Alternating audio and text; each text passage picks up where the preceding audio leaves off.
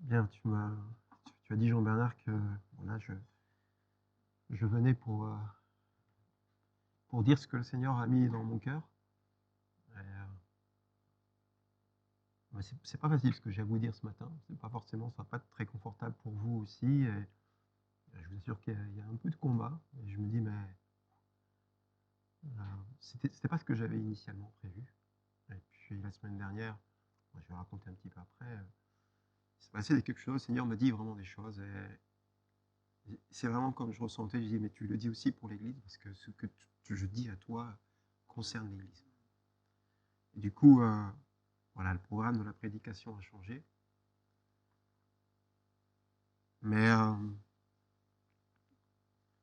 oui, quand on dit qu'on a reçu quelque chose de l'Esprit, enfin, je ne sais pas si vous êtes comme moi, mais des fois on n'est pas sûr. Et des fois on peut se tromper. Donc je vous propose pour commencer de prier avec moi justement la prière du psaume 139 que tu as lu mardi. Et tu as fini par ces paroles, je veux dire, tu finis par ces paroles. Moi, j'ai prévu justement de commencer par ces paroles. Et vous connaissez les dernières paroles du psalmiste qu'il écrit dans le psaume 139, qui est vraiment un très très beau psaume. Et je vais le dire, et je vous invite à le dire ou à voix haute avec moi ou à voix basse, mais c'est la version parole vivante.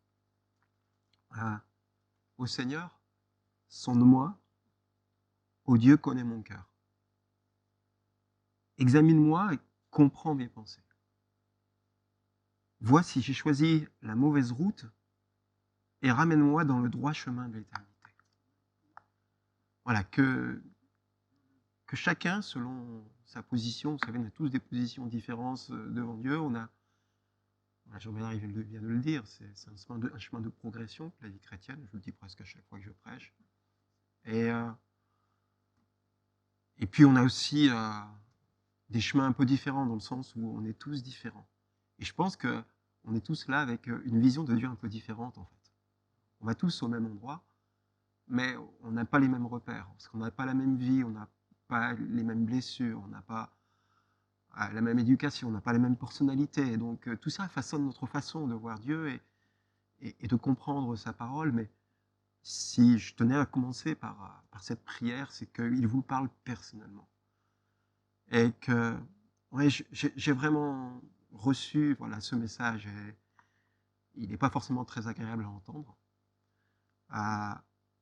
Alors laissez-vous examiner par le Saint-Esprit ce matin.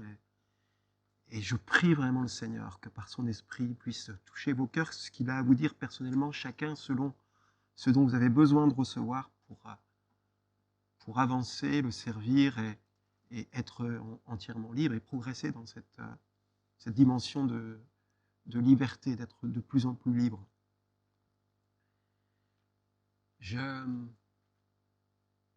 En ce moment, avec Anso, on a reçu que c'était un temps de jeûne, alors on s'est mis à jeûner et on l'a fait parce qu'on a conscience qu'on arrive dans une nouvelle saison et on voulait des directions. Et Seigneur, voilà, on va se mettre devant toi. Et puis, vraiment, franchement, je crois que c'est vraiment le Seigneur qui voulait qu'on fasse ça, parce que moi, je déteste jeûner, quoi. Franchement. Et là, je suis rentré avec joie et une certaine facilité pour faire un jeûne de Daniel, quoi. On s'attendait à des directions. Voilà. C'était pour sonder le cœur de Dieu. Et en fait, il ne nous a pas du tout dirigés vers ça. Et tous les deux, Anso et moi, on est appelés à s'humilier. Vraiment, profondément. Et ça, il l'a fait. Je lisais un livre, je vais vous lire un passage.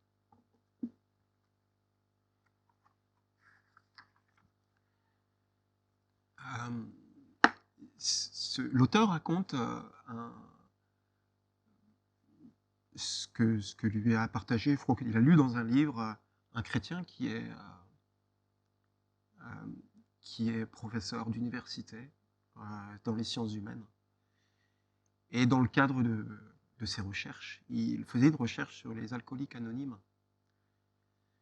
Et donc il parcourait les États-Unis et participer à un maximum de réunions des alcooliques anonymes pour essayer de comprendre quels sont les tenants et les aboutissants. Je ne sais pas quel était l'objet de son étude. Hein. Ça peut être d'un point de vue sociologique, de l'évolution enfin, dans un groupe de personnes ou sur l'alcoolisme lui-même, etc. Mais peu importe. Il était dans cette réunion et à un moment donné, il écoutait un jeune homme qui a pris la parole dans le cadre de ces réunions. C'était dans le sous-sol d'une église à New York. Et ce jeune homme, voilà, il le décrit comme ça, aux vêtements parfaitement repassés, parlait de ses problèmes. D'après son récit, il était absolument irréprochable. Toutes ses erreurs étaient dues à l'injustice et aux trahisons des autres. Il détaillait la façon dont il allait se venger de tous ceux qui lui avaient causé un tort. Et le chercheur continue de raconter, donc ça, il écrit chacun des gestes de cet homme aux habits parfaitement repassés. Chacun de ces gestes donnait l'impression que son orgueil avait été gravement blessé. Il écrit qu'il apparaissait clairement que ce jeune homme était englué. Il était englué dans le besoin de se justifier et que sa situation ne ferait qu'empirer tant qu'il n'admettait pas cet état de fait. Et alors qu'il parlait comme ça, il y avait un noir d'une quarantaine d'années, avec des dreadlocks, qui est à côté de lui, il y avait le chercheur à côté, il se penche vers lui avec un regard un peu amusé, et il lui dit eh bien, moi aussi, je ressentais ce genre de choses avant de réussir à avoir une mauvaise opinion de moi-même. Et là, ça m'a parlé. Et d'ailleurs, je peux vous dire, il y a plus loin dans le livre, le chercheur, il écrit « Pour moi, ça a été le moment où j'ai compris d'une manière nouvelle la religion que je prétendais connaître. » Et là, le Seigneur m'a parlé beaucoup. Ouais. Il m'a dit, toi, tu es l'homme aux vêtements repassés. Tu es là, dans l'église, on t'invite, tu es l'homme aux vêtements repassés. Tu te penses quelqu'un de bien, et ce que tu vois pas bien dans l'église, bah, c'est quelque chose qui t'agace ou qui t'agresse un peu personnellement. Enfin, je prends un exemple comme ça. Et tu te crois bien, mais en fait, toi, je t'invite à être celui qui pleure sur son péché. Et je t'invite à progresser et de ressentir que je t'invite à avoir une mauvaise opinion de toi-même. Ça peut sembler paradoxal, hein, où on dit qu'on est racheté, qu'on est lavé, etc. Mais on ne peut pas ignorer un instant que, et Jean le dit, que nous continuons de pécher. Pourquoi? Parce que on est resté dans notre enveloppe charnelle et on vit ce paradoxe d'être reconnu juste devant Dieu, mais en fait de voir la réalité dans laquelle on est aujourd'hui. Il m'a dit, mais voilà, Seigneur, que me dit comme Thierry, mais regarde où tu es aujourd'hui, mais tu n'es pas juste, tu es un pécheur. Regarde-toi comme quelqu'un de pourri. Et ce qu'il faut comprendre, je ne voudrais pas que vous compreniez que je dois me dénigrer. Au contraire, je sais que j'ai la valeur en Dieu. Mais il n'oublie jamais que la valeur que tu as, c'est toi en moi, quoi. C'est toi qui... Et ce n'est pas toi qui fais... Et toi, sans moi, tu es foncièrement pourri. Et ça m'a amené à ce verset à ce passage de Romains 3, du début du chapitre Romains, qui est vraiment intéressant. À un moment donné, là je suis dans Luc 3.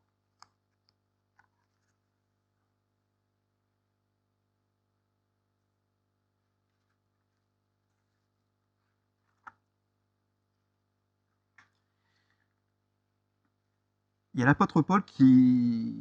C'est tout un, je ne sais pas si vous voyez les chapitres 2 et 3 de Romains, c'est l'apôtre Paul qui parle au peuple juif et il leur dit vous croyez juste parce que vous appartenez au peuple élu de Dieu. Vous avez la loi et vous pensez que la loi vous justifie et vous regardez les autres avec supériorité parce que vous pensez avoir tout compris et que vous êtes des élus de Dieu. Et en fait, il leur explique que la loi le respect strict de la loi ne mène à rien et que c'est seul Dieu peut nous justifier. Et il y a un passage, je vous inviterai à le lire un peu, c'est dans Romains 2 où il est écrit comme en tête à ce paragraphe, méfiez-vous de vos fausses assurances. Et c'est un peu ce que le Seigneur veut vous dire aussi, et ce qu'il me dit, méfie-toi de tes fausses assurances, en fait, de tes acquis. Et reviens toujours à ta réalité que toi, tu es pas juste par toi-même. Et si où l'apôtre Paul explique au peuple juif que vous êtes, leur dit vous êtes très orgueilleux en fait, parce que vous avez la loi et à la place, vous lisez le chapitre, enfin ce passage du chapitre en remplaçant le mot juif par chrétien et le mot la loi par la Bible, et vous avez vraiment un danger dans lequel on peut tomber. Et un peu plus loin, au chapitre 3, et au verset... à partir du verset 10, l'apôtre Paul écrit l'Écriture le dit, et il va citer un ensemble de passages de l'Ancien Testament, d'Ecclésiaste, des psaumes, d'Ésaïe, il fait une compilation d'Écriture, et il dit il n'y a pas de juste, pas même un seul. Pas d'homme sensé, capable de comprendre, pas un qui cherche sérieusement Dieu. Tous ensemble, ils se sont fourvoyés et corrompus. Ils sont devenus inutilisables pour Dieu. Et c'est un peu ce que j'ai à vous partager ce matin. C'est que le Seigneur vous invite à vous examiner au fond de vous-même et de voir là où vous en êtes dans vos convictions intérieures et sur l'auto-justification et l'autosatisfaction dont vous pouvez faire part dans votre vie de tous les jours, dans votre vie de relation à Dieu et aux autres. Parce que si vous ne faites pas attention, il est écrit, ils sont devenus inutilisables pour Dieu. Et un des titres, c'est la satisfaction qu'on peut avoir d'être en Christ et d'être dans une église qui prétend avoir tout compris de la foi chrétienne. Et alors ça, on le sait, mais c'est de s'examiner en profondeur quels sont tous les mobiles qui font qu'on agit dans notre vie chrétienne en tant que, entre guillemets, bon chrétien. Tout ce que tu fais, pourquoi tu le fais au fond de ton cœur. Et en fait, j'ai déjà prêché, il y en a peut-être qui disent, mais Thierry, tu radotes depuis des mois, et je sais que là, je vais amener au cœur de cette prédication, il y a la parabole, et cette parabole, j'ai déjà prêché dessus. Et je dis, mais oui, mais j'ai déjà prêché dessus, mais ben, redis-le encore à l'église. Ce que je ressens, je vous laisse demander de vous examiner, mais c'est quand même assez sérieux de la part du Seigneur, c'est parce qu'il dit, j'ai reçu de l'église de Bruay qu'elle est un peu comme l'église de Laodicée, c'est grave. Vous connaissez les accusations de l'église de Laodicée, c'est que tu es tiède. Il y a du chaud dans l'église de Bruay, il y a de l'amour, il y a de la sincérité.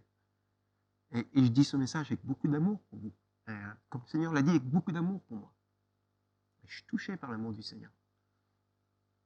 Mais il y a aussi du froid. Et ce que le Seigneur a dit et je vous demande de vous examiner, parce que c'est qu'il y a beaucoup d'autosatisfaction spirituelle qui vous empêche peut-être d'avancer. Que parfois vous êtes plus cet homme aux vêtements parfaitement repassés qui est dans l'église en disant « moi je suis propre, je suis bien ». Et je perds la conscience qu'au fond de moi-même, il y a comme le péché qui continue d'agir et qui fait que ben sans Dieu, je ne peux pas m'en sentir. Et si je grandis dans la sanctification, c'est bien grâce à lui. Et sûrement pas grâce à mes efforts. Et c'est de vous laisser visiter par tous vos actes de piété Et laissez sonder le Seigneur qui vous sonde au fond, mais au fond, pourquoi je fais ça? Est-ce que je fais vraiment ça par amour pour Dieu? Ou est-ce que je fais ça pour mes intérêts personnels? Est-ce que je fais ça pour paraître dans ma communauté comme quelqu'un de respectable? Comme pour paraître aux yeux du monde comme quelqu'un de bien?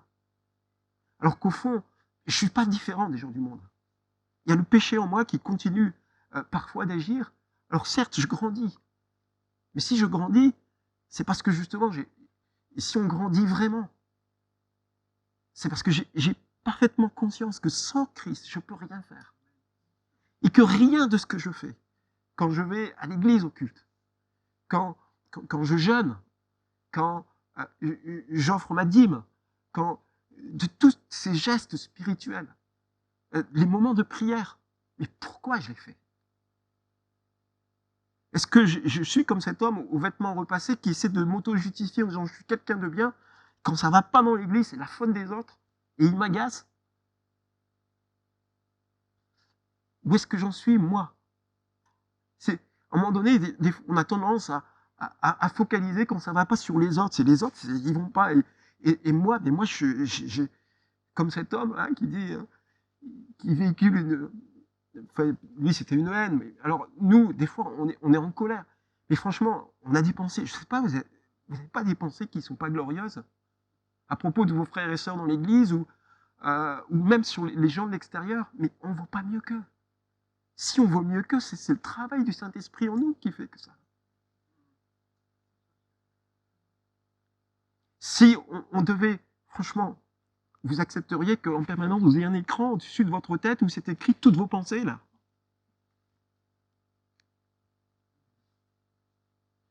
Alors des fois, on fait tout pour faire les choses bien, et tout ce que je vous dis, on sait, quand je vous dis que il ne faut pas que notre église se prenne pour la meilleure église du monde, et avec tout ce qu'on sait, on le dit, oui, c'est vrai, on a beaucoup de respect, on cultive apparemment un respect pour les autres obédiences, pour les catholiques, on les respecte, mais au fond de nos cœurs, des fois, c'est pas exactement ça, quoi. Et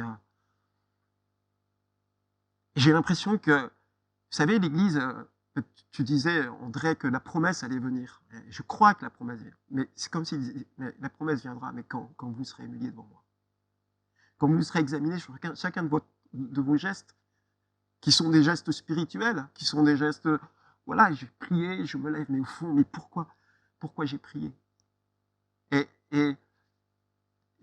est-ce que vous faites tout par amour pour moi? C'est ce que le Seigneur veut dire. C'est là que l'Église sera chaude. Est-ce que vous faites tout par amour pour moi? Je vais raconter ce qui s'est passé cette semaine, parce que ça fait un moment que je chemine. Mais, vous savez, dans le passage que j'ai lu du livre, le jeune homme, aux vêtements parfaitement repassés, il était englué. Et des fois, on a le péché qui nous colle à la peau. Et moi, j'ai des pensées qui me collent à la peau. Mais si je ne vois pas que je suis juste perdu sans le Seigneur, et que ces pensées, on finit par les accepter. On a tellement l'habitude qu'on finit par les accepter et les cacher, en fait. Et on les cache derrière des attitudes. En disant, oui, on ne doit pas dire du mal des autres. Alors, je ne le dis pas, et puis, je ne dis pas, et puis après, des fois, sous pression, on lâche un peu des choses, quoi. Parce qu'elles sont dans le cœur. Parce qu'on les laisse s'installer dans le cœur. Si on les laisse s'installer dans le cœur, après, on s'habitue, on n'en a même plus conscience. Et vous savez quoi? On arrive d'être dans le déni de notre péché. Et un des passages de cette prédication, c'est le déni. D'ailleurs, c'est un des titres de c'est le grand déni. C'est de ne pas voir que des fois, on est des personnes qu'on juge, on est des qui jugent, on est des personnes qui ont ah oui, gloire à Dieu, mais en fait, pas tant que ça, quoi. Gloire à Dieu, c'est une formule qu'on dit ça parce que pour être bien dans l'église, mais moi, si je fais des choses, c'est pour mon intérêt, c'est pour mes bénédictions personnelles, c'est pour... une fois de plus, je parle parce que c'est très important, c'est très prégnant dans un groupe, hein, c'est l'acceptation des autres. Alors, on fait des choses pour respecter les codes de l'église, mais pas par amour pour Dieu. Et le Seigneur, il me dit de vous dire ça, Examine chacune de tes choses. Mets-toi devant Dieu. Et je vous dirai après ce à quoi ça va mener, parce que si on n'a pas conscience de ça, on ne peut pas crier à Dieu. Il faut comprendre que dans cette église, c'est des malades qui fréquentent l'église. C'est parce que le péché est une maladie. D'accord? Et que Christ a dit, eh bien, si ce sont les malades qui vont au docteur, et si on ne vient pas ici pour chercher la solution en Christ, mais dans nos petits codes religieux, on ne pourra pas être guéri du péché. On va peut-être progresser dans certains domaines, mais dans le fond de nous-mêmes, le fond, il n'est pas bon.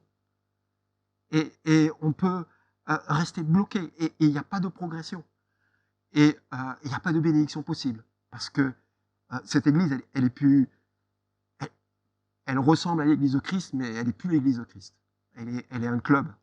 Elle est un club de gens bien pensants, qui ont des codes, qui font semblant, mais qui ne vivent pas en sincérité avec Dieu. Parce que tout ce qu'ils font, ce n'est pas par amour pour Dieu. L'amour qu'on a pour Dieu est lié au désir de sa gloire. C'est profondément lié. Et quand on dit gloire à Dieu, ça va être par amour pour lui. Et s'il n'y a pas d'amour, si c'est un code social dans l'Église, je pense que le Seigneur n'aime pas du tout ça.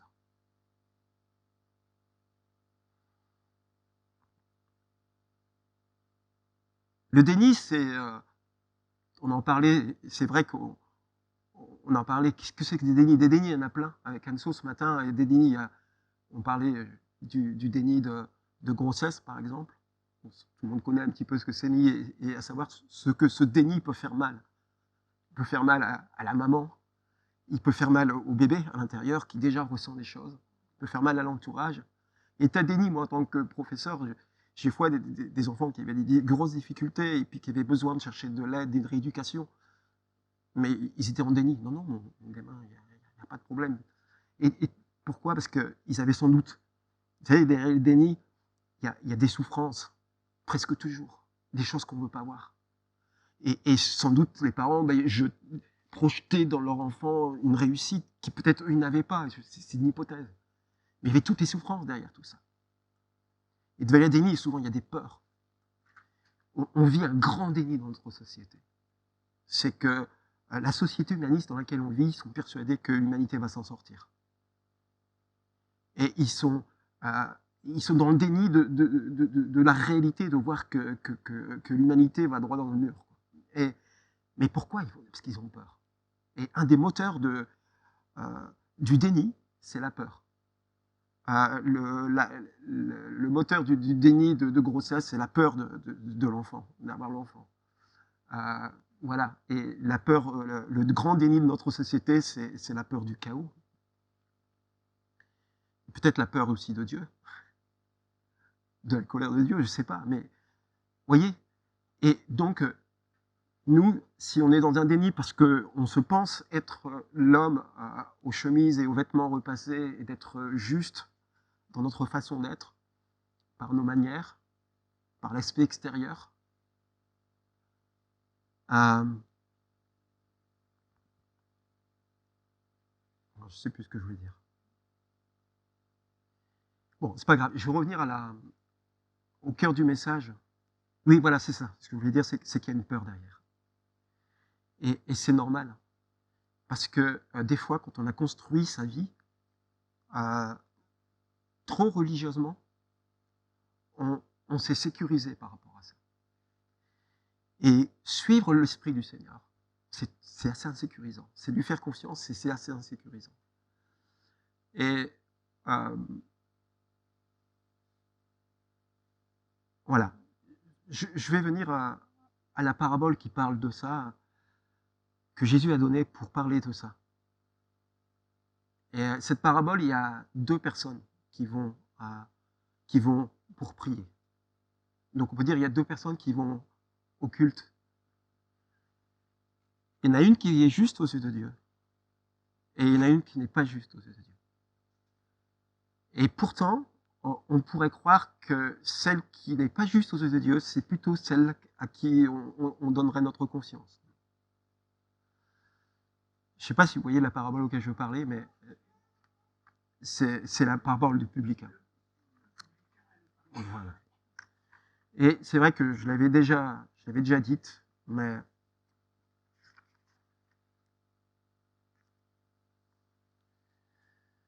c'est Jésus qui parle, il raconta aussi cette parabole pour certains qui étaient convaincus d'être en règle avec Dieu et méprisaient tous les autres.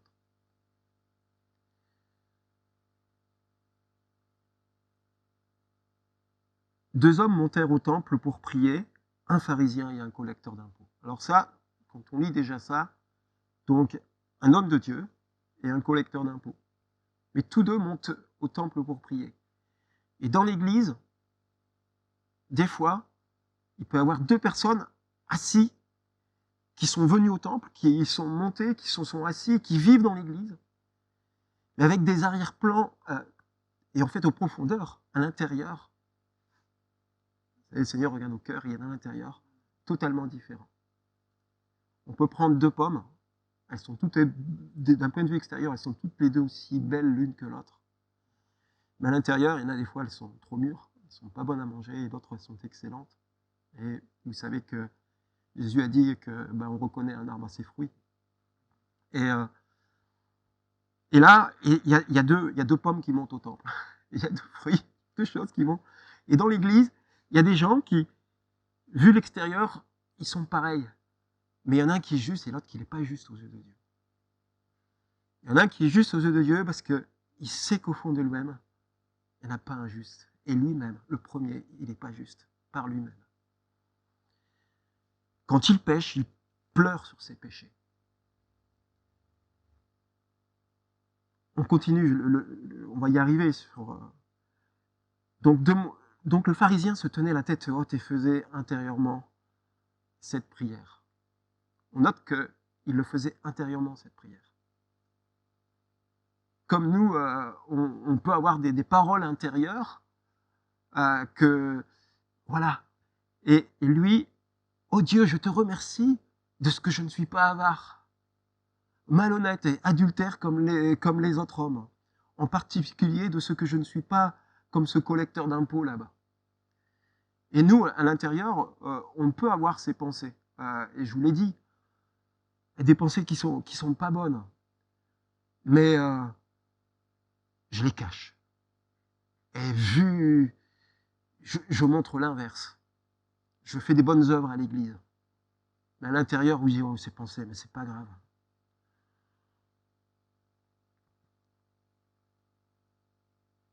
Il continue. Moi, je jeûne 2 fois par jour. Je jeûne 2 jours par semaine. Et je donne 10% de mes revenus. Voilà. Et le collecteur d'impôts se tenait dans un coin retiré. Il n'osait pas même lever les yeux au ciel. Il frappait la poitrine et murmurait « Ô Dieu, aie pitié de moi, du pécheur, aie pitié du pécheur que je suis. »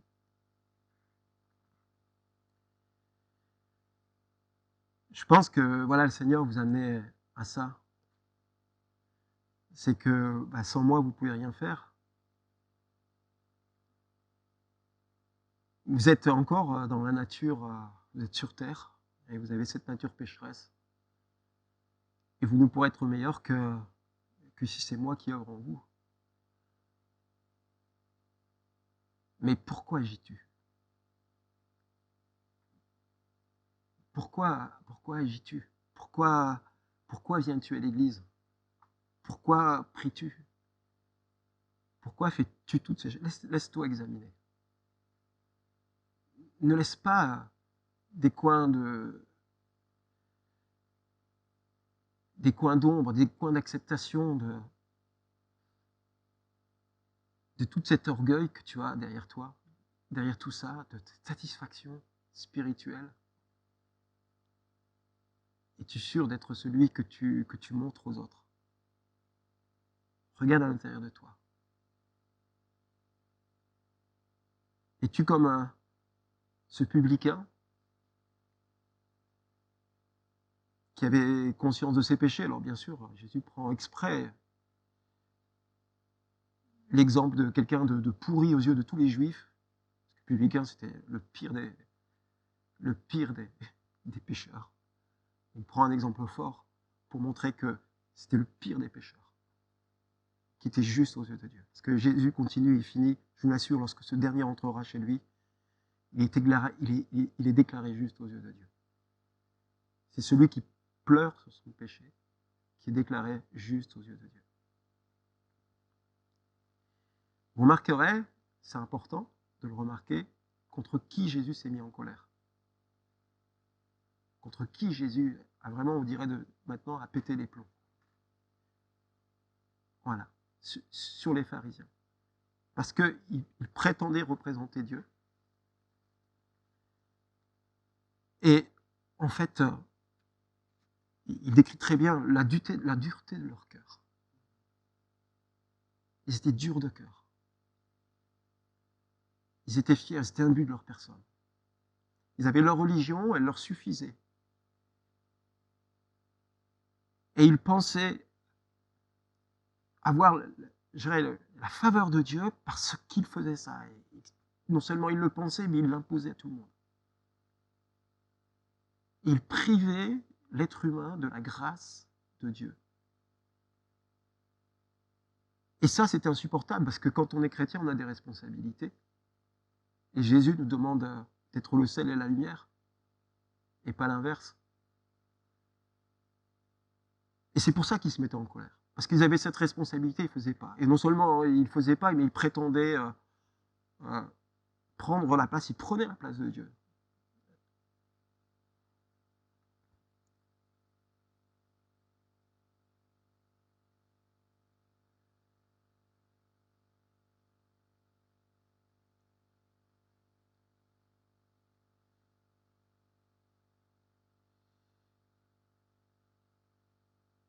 Alors, je crois que le Seigneur vous invite à sortir de votre déni si vous pensez des gens bien.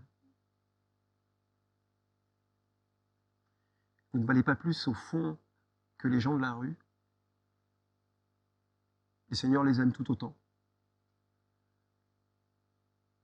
Ok, vous êtes justifiés. Ok, priez. Je crois que ce sera l'objet de ma prochaine prédication, celle que j'avais prévue normalement pour aujourd'hui. C'est super important. Ok, vous avez de valeur, énormément de valeur aux yeux de Dieu. Comme celui qui est dans la rue, comme celui qui s'oppose à la foi chrétienne. Chaque être humain a de la valeur autant que vous. On n'en a pas plus. On n'en a pas plus.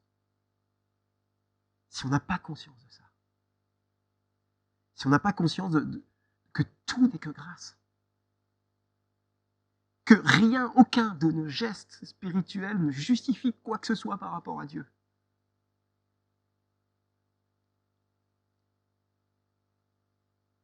J'espère que ce qu'a dit l'homme au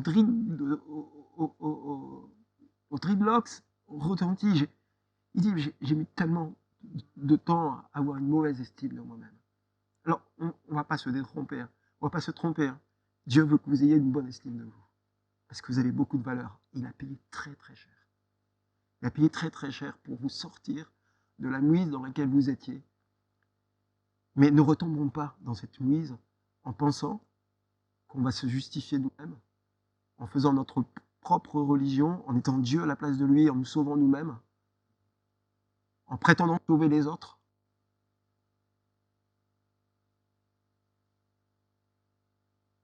Regardez à ce péché et tout ce que vous avez à l'intérieur de vous qui, si le Seigneur vous touche par l'Esprit pour crier à Dieu, parce que si on est dans le déni, si on est dans le déni d'être de la réalité, on ne peut pas crier à Dieu.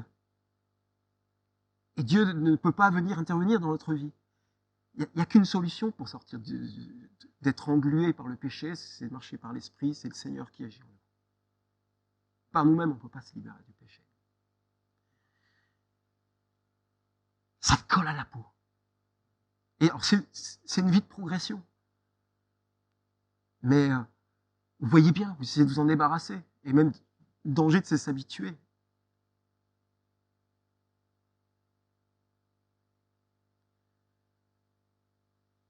Voilà ce que j'avais à partager avec vous ce matin. C'est, voilà, laissez-vous revêtir du vêtement de la grâce. Vous savez, dans Apocalypse, voilà, l'église de Laodicée, c'est dur, hein, les paroles de Laodicée.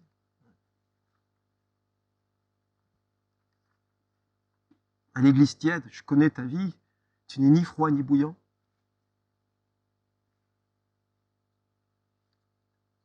Tu prétends, je suis riche, je fais des affaires, on va rester là, je suis riche, mais spirituellement, hein, on parle. D'accord? Je suis arrivé. Peut-être on se considère un peu trop arrivé, peut-être.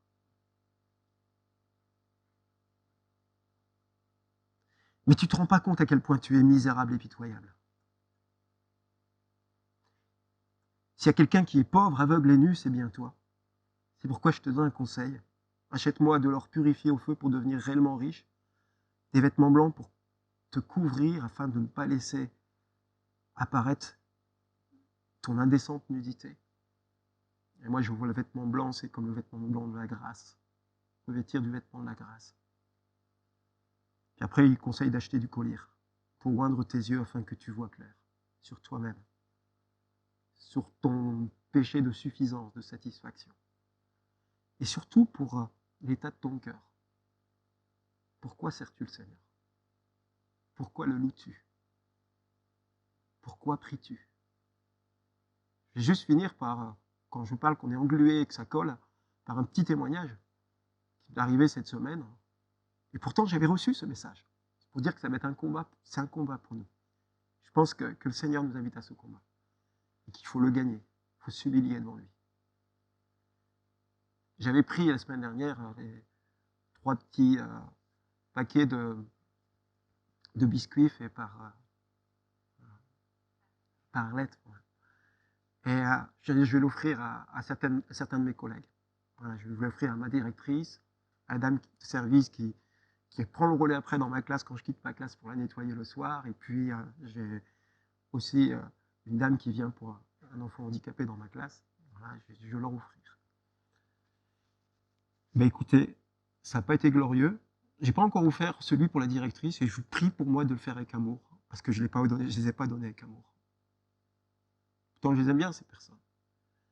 Mais je les ai donnés de façon religieuse. Je vais leur donner en disant, voilà, je te donne ce paquet. C'était le...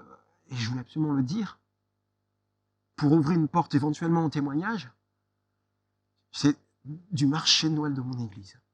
J'ai eu beaucoup de mal à le dire. Il n'y avait pas d'amour du tout. Ce message que je viens de vous dire, il est d'abord pour moi. Et il est dans ce geste que j'ai fait. Pourquoi agis-tu?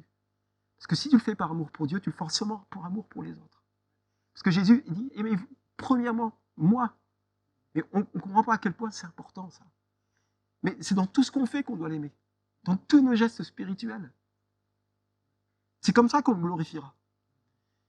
Et ce qui est semblable, vous aimerez pour votre prochain. Je pense qu'il y a quelque chose de libérateur dans ça. Et de profondément joyeux. Et c'est vrai que dans notre église, je pense que par moments, je suis le premier, on manque un peu de joie. Mais comment on peut vivre la joie si on ne vit pas la grâce? Parce que quelque part, c'est aussi un message sur la grâce, c'est un des titres. Et quand j'ai vu que j'avais offert ces paquets comme ça, j'ai dit, mais Seigneur, ça me colle à la peau. Et maintenant, j'en ai conscience. Alors je peux crier à Dieu. Dis, Seigneur, ne permets pas que ça se reproduise. Seigneur, apprends-moi à t'aimer. Et vous savez, on a peut-être tous besoin d'une révélation plus profonde de l'amour de Dieu pour nous. Parce qu'il y a cette vérité où il dit, dans l'évangile, c'est écrit, c'est pas dans l'évangile, je ne sais plus, je pense que c'est, je ne sais pas si dans les épîtres, pour ça dans le Nouveau Testament, ça c'est sûr, c'est nous aimons Dieu parce qu'il nous a aimé le premier. Mais je crois qu'on a besoin d'abord d'avoir vraiment des révélations de l'amour de Dieu pour nous, pour l'aimer et cultiver une relation d'amour. Et puis, il faut avouer que c'est compliqué d'aimer Dieu. On comprend beaucoup plus facilement aimer son conjoint, ce que ça veut dire, parce que c'est un être comme nous, et il vit les sentiments, et et on voit si ça marche ou pas, et puis voilà. Mais Dieu, il est tellement tout autre. On le connaît tellement peu. C'est compliqué d'aimer quelqu'un qu'on connaît peu. C'est lié, l'amour qu'on a pour Dieu est lié à la connaissance qu'on a de lui. Mais il n'y a que Dieu qui peut faire ça, qui nous apprendra à l'aimer. Donc quelque part, aussi, ça pourrait être un titre, mais Dieu apprend-nous à t'aimer, pour que chacun de nos gestes qu'on fait en prétendant que c'est pour toi, alors que c'est pour des intérêts personnels, il y en a des foultitudes. Si on t'aime, on va faire pour toi, quoi. Et ce qu'on fera pour les autres, on le fera avec amour. Et vous savez, je pense que quand on donne quelque chose, un présent à quelqu'un avec amour, ça fait toute la différence. Et il est touché. Et là, les portes peuvent s'ouvrir. Alors, c'est le message que j'ai eu beaucoup de mal. Beaucoup de mal à partager. C'est pas du tout passé comme j'ai prévu. Mais ça, peu importe. Vraiment, peu importe. L'important, c'est le travail dans vos cœurs que le Seigneur va faire. C'est ce que je prie. C'est que on puisse recevoir ce message, non pas avec culpabilité, accusation. Ça, c'est le diable qui va faire. Mais peut-être avec une certaine tristesse en disant, bah oui, c'est vrai, Seigneur. J'ai besoin de m'humilier devant toi. Je vous invite cette semaine à vous mettre vraiment devant Dieu, à vous humilier. Choisirez ce que le Saint-Esprit vous dira pour le faire, la façon de le faire. On est tous différents. Mais à rechercher vraiment le cœur de Dieu pour que chacun vous puissiez croître, d'abord pour votre bonheur personnel, je pense, votre joie personnelle, pour rencontrer Christ plus profondément, pour prendre encore plus conscience de ce qu'il a fait sur la croix pour vous, de vous réjouir, non pas de ce que vous faites, mais de ce qu'il a fait pour vous. Et là, je crois que la puissance de Dieu va pouvoir couler dans cette église si on fait ça. Et les vannes vont s'ouvrir. On va voir la gloire de Dieu agir. Et c'est comme s'il me disait, mais là, il y a un problème. Il y a du froid dans l'église. On est trop centré sur nos actions spirituelles, sur nous-mêmes, sur nos certitudes. Voilà, laissez-vous, je vous fais prier pour ça, que vous laissiez toucher par le Seigneur. Voilà, Seigneur, c'est vrai que nous nous attendons à tes promesses, nous désirons, c'est vrai. Il y a du chaud chez nous. Il y a du chaud, tu as mis du chaud chez nous. Nous désirons voir ta gloire. C'est vrai, Seigneur, mais il y a du froid en nous, Seigneur. Il y a des fois des autosatisfactions. Il y a des glorifications personnelles. Il y a beaucoup d'orgueil. Et puis il y a des craintes encore aussi, Seigneur, de lâcher des choses que peut-être tu nous as dit de lâcher. On a peur, quoi. Parce que nos repères spirituels, c'est tellement des sécurités pour nous. Et tu nous demandes peut-être, Saint-Esprit, on n'arrive pas à t'écouter parce qu'on ne laisse pas lâcher. Oh Seigneur, vraiment que ton esprit puisse toucher chacun de mes frères et sœurs de cette église pour que, ensemble, nous puissions refléter ta gloire. Je sais que c'est insincère, mes frères et sœurs sont sincères, je le sais, Seigneur. Mais des fois, on peut être sincèrement dans le déni, quoi.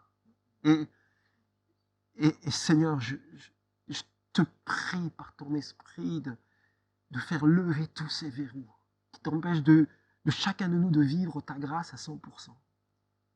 De savoir que nous sommes que tous en péché et que nous sommes de cette nature, mais que c'est toi qui œuvre en nous et c'est toi qui changes les choses. Et que tout ce qu'on peut manifester dans un amour vrai, sincère, c'est de toi. Que sans toi, on ne peut rien faire. Alors, on a pu crier vers toi, Seigneur. Alors, que toute l'Église crie, voilà, montre-nous. Change, continue de changer nos cœurs, mais complètement en profondeur, Seigneur. Que jamais l'orgueil spirituel ne s'installe. Tu chasses cet orgueil spirituel, Seigneur. Tu chasses toutes les sécurités, les autosatisfactions. Tu nous montres nos péchés Tu nous montres à quel point, voilà, nous sommes mauvais dans certains endroits et que pour crier, Seigneur, à la purification, amène-nous cette humiliation, Seigneur, devant toi.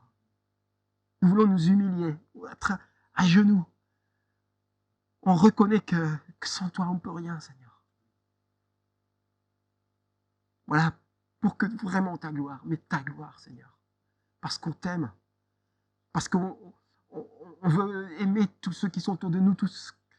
On sait que tu es celui qui sait tout, que tu es le Dieu d'amour dont tout le monde a besoin, que tu es la solution à tous ceux qui souffrent. Alors Seigneur, viens nous toucher d'abord chacune des pierres de l'Église. Viens nous montrer, donne-nous ce collier. Qu'on puisse vraiment se revêtir du vêtement de la grâce. Ton manteau, Seigneur, à toi. Et se dévêtir de nos illusions. Dans le nom de Jésus, j'ai prié, amen.